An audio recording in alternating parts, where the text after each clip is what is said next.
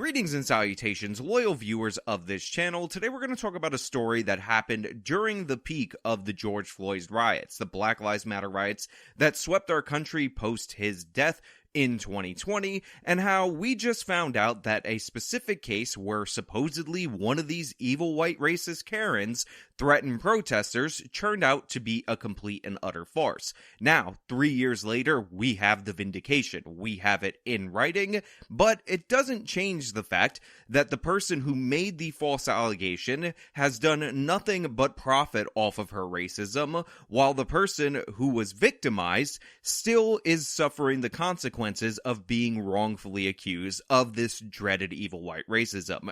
It's going to be a sad tale, it's going to be a disturbing tale, but I think it's important that we cover it because we have to set something out there so the record can be clear on what actually happened, because this poor girl is still suffering the consequences of the lies of Black Lives Matter and their activists to this very day. But before we get into that, I want to thank you guys who signed up over my website, actualjusticewarrior.com/join, get early access to videos on the secret video page. Give me the money. Give me the money. Okay? And thank you, Anna Kasparian, for always participating in my promo, now and always.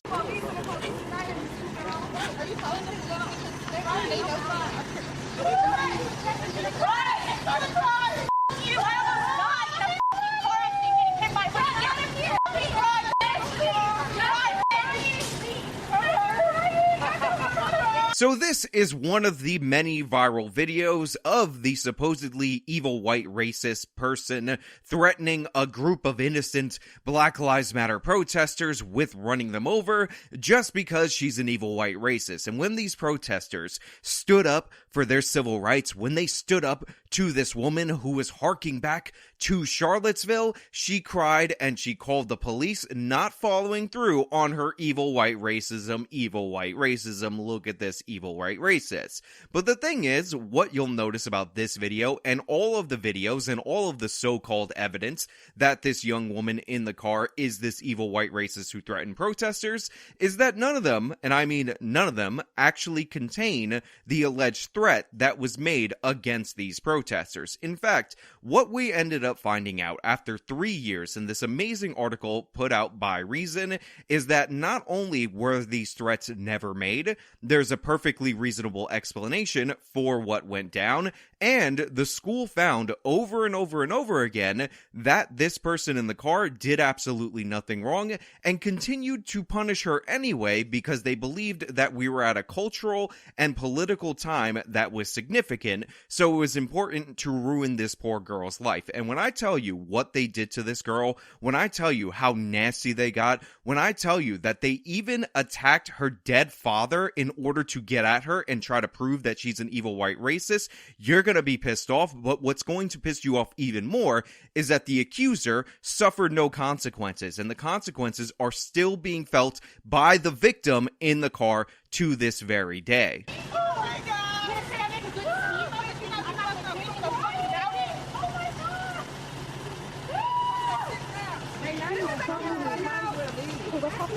She said that protesters, we will make good speed bumps. Oh. But she's gonna call the police, I think, but they're here. Yeah, she actually said that to someone.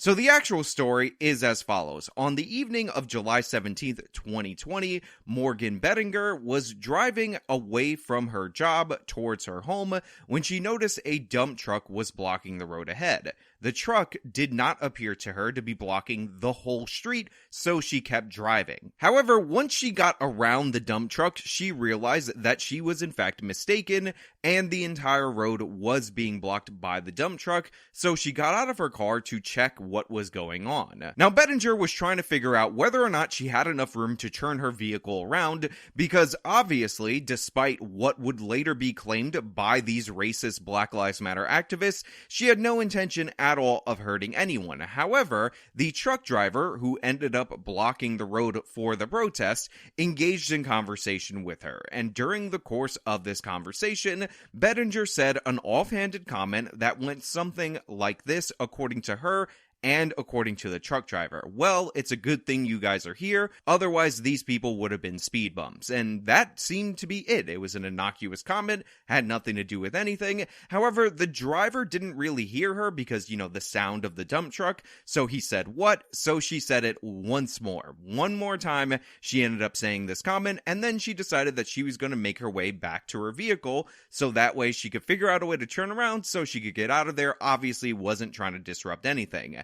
However, the nightmare was only beginning for Morgan Bettinger at this point in time, because a 19-year-old Black Lives Matter activist actually overheard a portion of the conversation, and she decided that she saw an evil white racist and she needed to whip up a mob into a hysteria in order to attack this woman. A woman called Zenna Bryant was actually filming her, and in fact, the video that you saw earlier was one of the many videos that were filmed from this point in time, and she started screaming, as you heard in the video, "It's Karen, it's Karen, it's a Karen," and they began to encircle the vehicle that this girl was walking back to. Again, she just wanted to see what was going on. She talked to the driver quickly. No threats at all were ever delivered at any point in time, and then she walks back to the vehicle. However, the mob had been whipped up. They found the alleged mysterious evil white racist. It's like a leprechaun. You're looking for it to lead you to a pot of gold, and Bryant was not going to let this opportunity that she made up in her head go by the wayside. The police are here. There's no police officers here.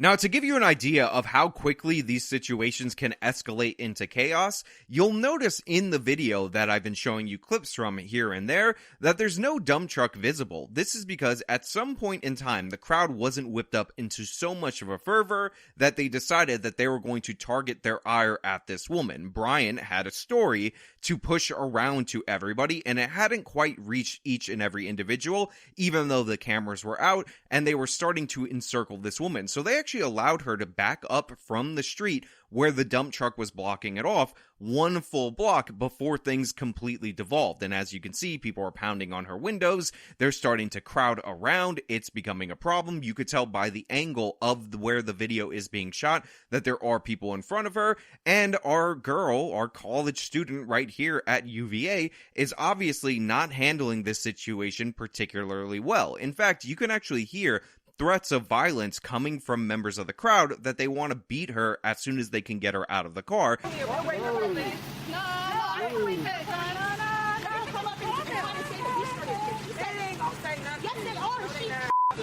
worried about the police. You might be, I don't give a about them at the end of the day.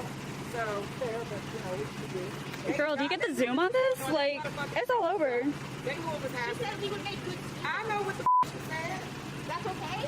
What you gonna do? You gonna whip her ass? You gonna whip? She not gonna leave. What you gonna push the car? What the Yeah, that's what I'm saying. Like, damn, some of us from the hood out here. You gonna whip her ass or you gonna whip her ass? Which one? Like, ain't nobody gonna argue. Because that's how far this situation is going. And you can hear already different versions of this supposed threat that was levied against the crowd, even though, again, that did not happen. We know it didn't happen, both from Bettinger's account and from the trucker's account, who allegedly was the person that this threat was delivered to. However, what is crazy about this story is that even though we have this conversation between the trucker and between Morgan, the threats actually evolved over time on social media. In fact, there were varying accounts, I believe up to 5 total accounts, of different versions of the threat supposedly hurled at the crowd, including supposedly this girl standing on top of her vehicle saying that she's going to turn them into speed bumps. Now, Bryant, by the way, is somebody who is trained by this point to be a racial activist and race hoaxer. She organized, supposedly, her first social justice demonstration at age 12 after she was trying to get the Robert E. Lee statue in Charlottesville, yes, that Charlottesville, removed. She had also been named to Teen Vogue's 21 under 21 list, and had spoken alongside Bernie Sanders and had been profiled in such outlets as The New Yorker and The New York Times. She was easily one of the most visible students at UVA, in part because her face was pictured on the side of a university bus. I absolutely did. It was terrifying, especially you heard Buddy mention that it took police 6 minutes to get to me after I called 911. And where my location was, I was only 2 blocks away from the city police department, where the protesters had blocked off the roads illegally.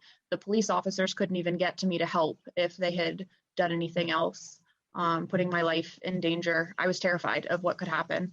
And what did happen was absolutely horrendous. Now, when I first read this, I did a bit of a double take. When I first saw that this person, Brian, was already considered to be an activist by the age of 12, was somebody who spoke along Bernie Sanders, was somebody who's featured in the New Yorker and the New York Times for being an anti-white Black Lives Matter activist, I immediately thought to myself, there's no way that anybody with any common sense didn't find this suspicious. Of all the students to be the only singular one to hear an evil white racist, the mythical evil white racist, threaten to run over a bunch of protesters, Heather Heyer style, which by the way is what they ended up dinging this girl for. They said, well, you said the word speed bump and there was a protest nearby, therefore we're going to punish you because Heather Heyer was killed at a protest by a car. That's actually one of the justifications that they use to punish her, despite the fact that her account was proven to be true over and over and over again.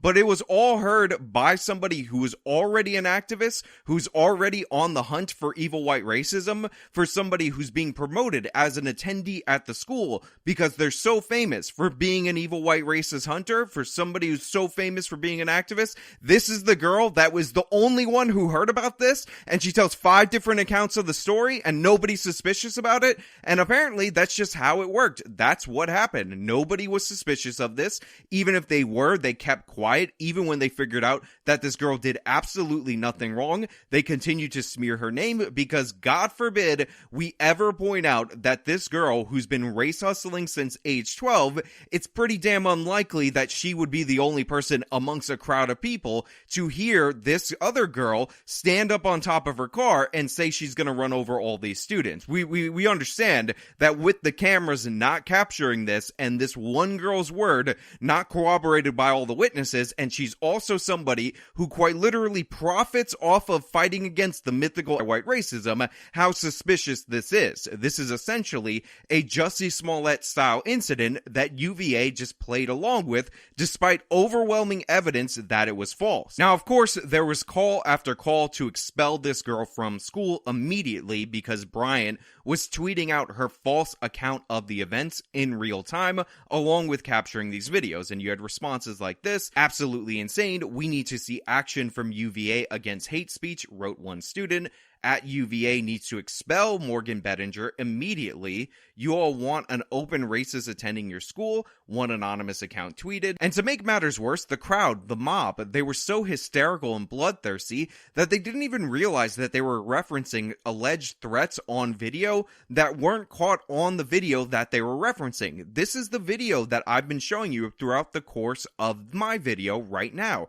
It does not show her making threats. On top of that, the Charlottesville police talked to the driver, they talked to Morgan, they knew that day that these threats did not occur, yet everybody in the public not only thought that the threats happened, but they also thought they were caught on the video, even though a simple watch of this video or any of the other videos would show you that that just was not the case. It was a complete and utter hoax, and mass hysteria was taking over, and in reality what was happening was a mob of angry students ginned up by an activist who is a professional race hustler since age 12, targeted a poor girl in the car, and it was about to get so much worse for her. Not only did they start attacking me now, they were actually going after my family online, and that means even more to me.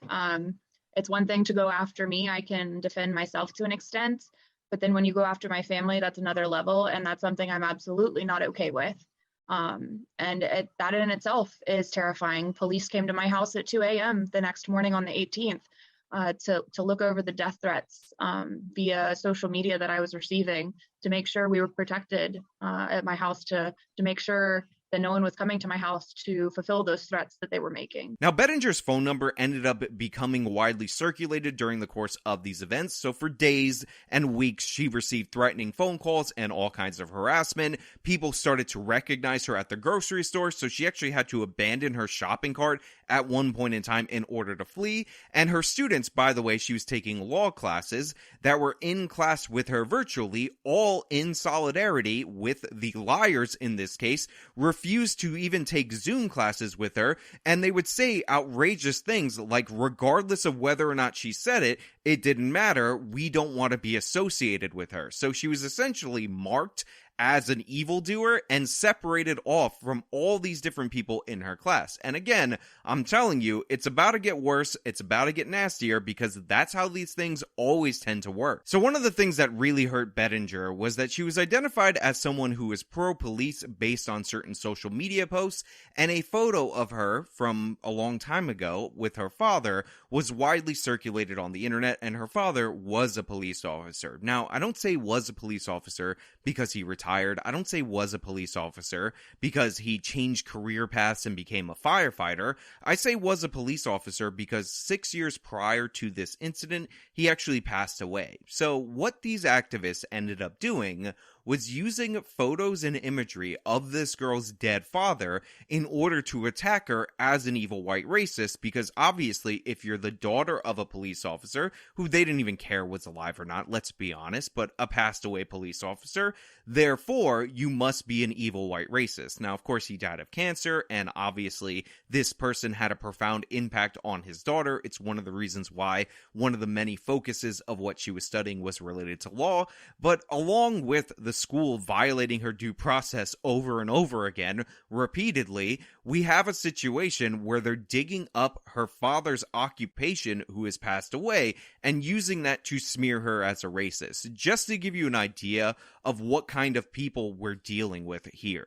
Sure. So Buddy might be able to do a little bit better of a job, but with the UJC trial, going forward, they sanctioned me, and if certain sanctions were not completed in a due time, they were going to hold my diploma from me and not allow me to graduate. Now, the school completely violated her rights during the hearings. It was a kangaroo court. Bryant had 4 different allegations that she changed up over and over again, and the core allegation, the thing that she may have overheard, she even admitted she probably misheard it at some point in time, but it didn't matter. She ended up being found guilty, like I said earlier, due to the fact, and again, I was not kidding, that she said speed bumps and there were protesters nearby. Therefore, she should have immediately thought back to 2017 and Charlottesville, and thus she is guilty somehow. Also, she was a white person and she dared call the police when her car was surrounded by an angry mob that was threatening to beat her. Quote, "We, the judges of this trial panel, find that your actions on July 17th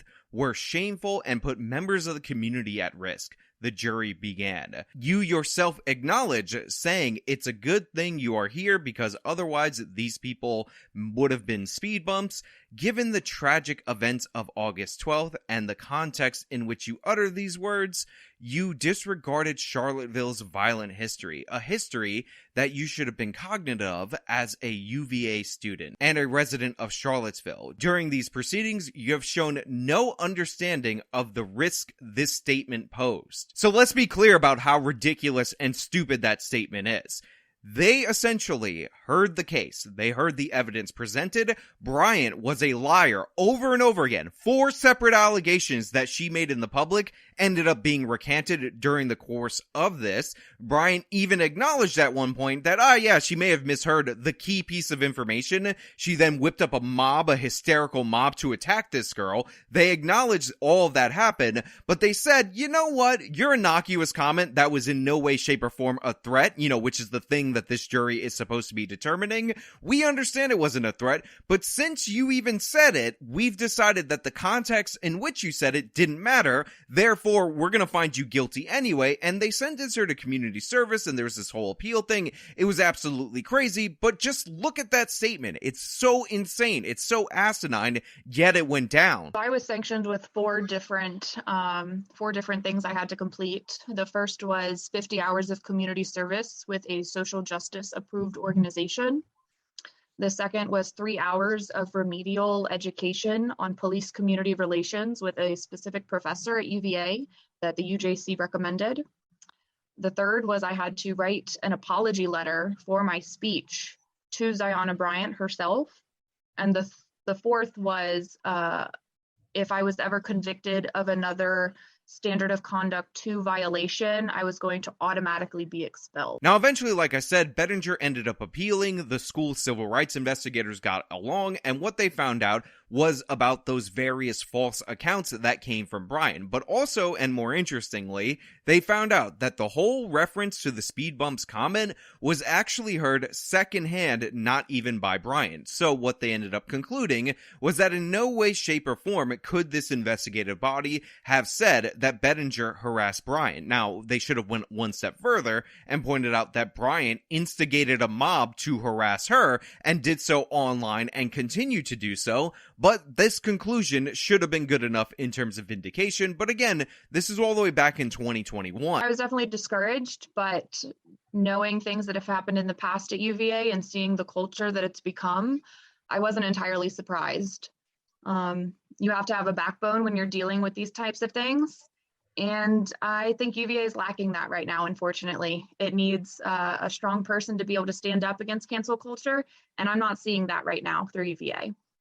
So I'm definitely let down, but I'm hoping that things will start changing in the future and students can start counting on the administration, because right now they can't. Now look, even though she was technically exonerated by this secondary investigation, and even worse, we ended up finding out that Bryant may not have even heard this thing, so she made up the allegation and instigated a mob against her. Bryant has thrived since the incident. She received a glowing Washington Post profile in 2021, and last year she was named to Ebony's Power 100 list, and was featured in a Juneteenth themed post on Instagram's official page. Meanwhile, Bettinger, who of course is a first-generation college student, her father, the police officer, didn't go to college, can't get into law schools. She's been applying, it's completely out of reach, and it's due to the fact that her name has been irrevocably damaged by this activist, by this race hustler, just trying to pursue her own fame. So we know that this is a hoax. We know for a fact, at least from the investigation from the university standpoint,